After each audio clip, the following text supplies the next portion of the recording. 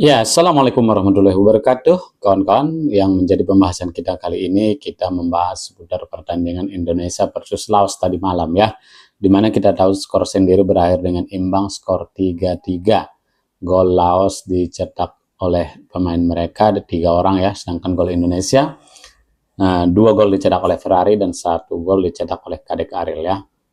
Iya, menarik untuk membahas memang pertandingan semalam itu teman-teman, bagaimana Indonesia memang menguasai permainan, tetapi sayang sekali ada beberapa uh, momen Indonesia itu salah passing atau salah umpan ya.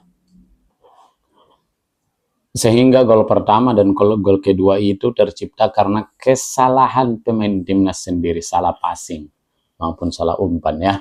Nah, dan kita lihat sendiri ketika Indonesia berada di dekat pertahanan Laos, justru umpan-umpan dari pemain-pemain Indonesia itu uh, tidak jelas, kadang salah umpan sendiri ya kan.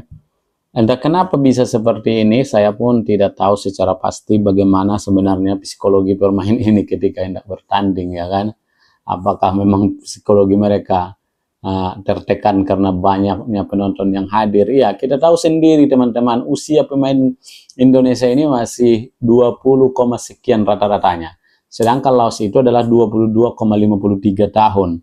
Nah, jadi mungkin kombinasi seniornya itu masih banyak di Laos, banyak juga pemain muda. Sementara di Indonesia nyaris semuanya pemain muda kecuali Arhan Pratama dan Asnawi Mangku Alam. Itu pun Arhan Pratama kita tahu masih 22 tahun dia kan.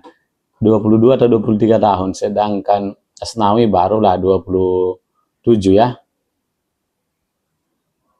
25 itu pun masih 26 lah, 26. Nah, itulah teman-teman, 25 atau 26 lah Asnawi ya. Itulah pemain squad ini masih betul-betul sangat muda, 20,15 tahun. Wah, bayangkanlah. Ini cocoknya masih tim U20 ya kan, timnas U20. Jadi yang dihadapi adalah pemain-pemain senior. Tapi meskipun seperti itu, kalau kita lihat secara taktikal, secara permainan, ya Indonesia lah lebih unggul.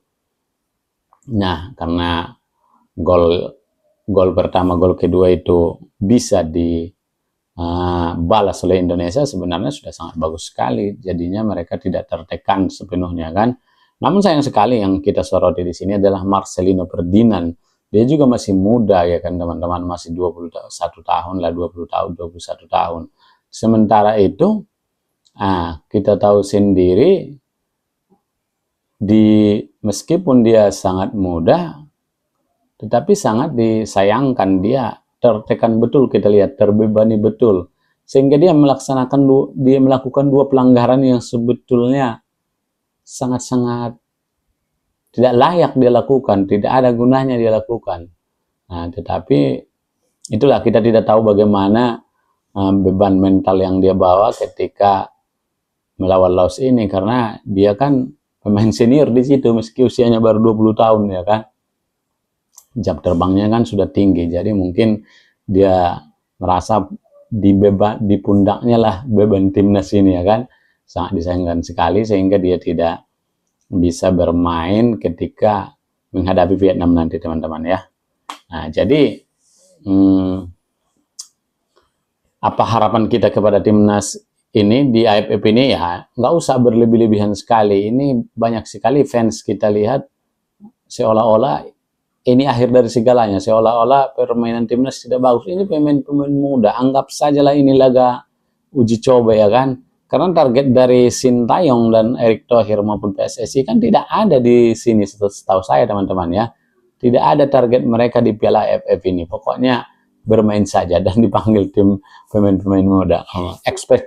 Ekspektasi kita sebagai pendukung timnas ya jangan berlebihan juga lah ya kan. Pokoknya kita nikmati saja menontonnya. Nah, kalah menang pun tak usah, biasa-biasa aja dibuat ya kan, nggak usah dikomentari ini itu. Ini kalau menang, lihatlah kami pakai pemain muda menang. Kalau kalah, beginilah pemain Indonesia. Inilah pemain Indonesia ini nggak bagus, nggak bisa melawan Laos saja udah imbang seperti itu. Jangan seperti itu, biasa saja teman-teman. Kita dukung, kita buat mereka rileks bermain di di lapangan dia kan, tidak usah dibebani dengan ini itu. Nah, kalau optimis boleh ya kan. Nah, kalau saya optimis melawan Vietnam ini menang ini Indonesia. Nah, saya yakin akan muncul jiwa petarungnya ini ketika menghadapi Vietnam. Nah, karena beda itu ketika menghadapi Vietnam dengan Laos itu pemain kita berbeda itu teman-teman. Maksudnya dalam artian berbeda, ya mungkin ketika menghadapi Laos mereka anggap sedikit, mungkin menganggap lawannya lebih mudah ya kan. Tetapi kalau menghadapi Vietnam mereka pasti tahu ya kan bahwasanya Vietnam itu adalah diisi oleh squad-squad atau pemain-pemain yang sudah banyak jam terbangnya baik di level internasional maupun di level klub.